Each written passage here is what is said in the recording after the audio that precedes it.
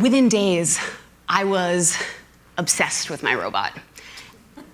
And quickly, my identification verged on strange. I named her. I'm Emily. This is MBot. MBot is not some robot that is an extension of me and is just a random piece of technology. No, MBot is a part of me. MBot is my physical embodiment in the office. That is how I immediately began to think of it. And it was so freeing. And in fact, I actually started to think that it was better to be MBot in San Francisco than it even was to be actual human beings working in the Wired office. Because at this point, though you can't tell in that image, in Boston, in my real life, in my real body, I was 7 months pregnant, which is not a thing that you would be able to tell from looking at the head of MBot. And not that that matters, really, everyone at work knew that I was pregnant, but I had been nervous about the fact that working in a very male environment, tech journalism is dominated a lot by men, that when a woman is visibly pregnant at work, I would maybe be treated differently. And I had been, when I had not been a remote worker and I had worked at other places, I had seen women, when they get to the point in their pregnancy where it's very obvious that they have an alien growing inside them, people would treat them differently. The gloves would come out, they would walk on eggshells a little bit. And I really did not want that to happen to me. I really wanted to continue to be treated as the hard worker that I was. And with MBot, I was able to change physically and not change at all. As far as they were concerned in the office, nothing was happening. Until occasionally, of course, I would have to get up and my belly would be in the screen and people would be like, what is happening? What is that, a basketball? Because nobody could remember, because MBot was always very svelte.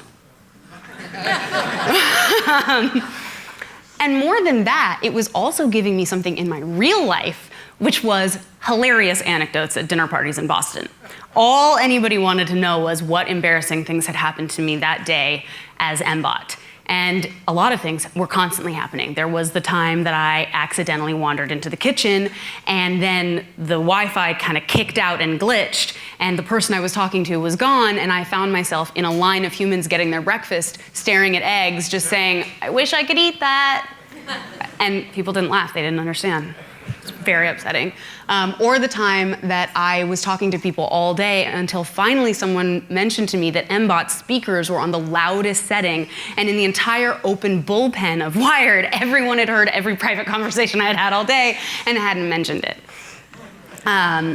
Or the time that my robot got stuck behind somebody's desk and I didn't know what had happened, because on my end it just went to a blank screen, but on their end, there was my face frozen behind them, and they thought I was spying on them and said nothing and kept working very hard because I was a more senior editor than them. It was a really good technique to get people to work hard. But then, within a couple of weeks, there were some problems that emerged. Beyond the technical glitches, like the Wi-Fi not being strong in hallways, and MBot needs Wi-Fi in order to move. There were other things, like in this image, one of my associates is trying to fix me after I fell on my face, because the flooring in Wired is so hip and creative that there were all these, I'd have to go from carpet to concrete to wood, and MBot really couldn't handle it. And if I didn't get the angle exactly right, I would fall. And in this instance, I fell and my microphone fell off. So they were trying to fix it back on me. I was having to ask for help a lot. And then something other than that started to happen. I'd be wandering through the hallways at work, minding my own business, headed to a meeting. I have some autonomy, and then suddenly somebody would lift me up, and I had no idea what was happening, no idea who it was, and it was incredibly disorienting. Because you could think for 1 second, there I am, I have control over it, and then I'm flying through the air. And when this would happen, all I could do was meekly say, hello? Am I being carried? Where are you taking me?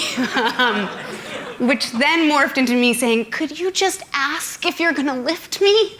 Which people laughed at because they didn't think I was being serious, but I was being really serious, because with my identification with MBOT and my looking at MBOT as an extension of my own physical, real body, when somebody would pick me up, it really actually felt like a violation. It felt like I was being picked up. And a couple of times they even did it, and it was like they were playing a prank. And that makes sense. I get it. I would prank me too, you know, shake the robot. Let's make fun of the office robot. But it really felt like someone was picking me up and shaking me. So I had to say to them, you know, if you are going to pick me up, if I look like I need help, which I often did because the robot is very slow, and people would be walking to a meeting and MBOT would be trailing behind. And so I understood the inclination to lift the robot up and help me to go into the conference room. But I would have to say, look, you know, we really need to work out a consent law here, which I think is pretty good for all aspects of life. If I need help, I'll ask for it. If you think I need help, ask me and I will say yes or no.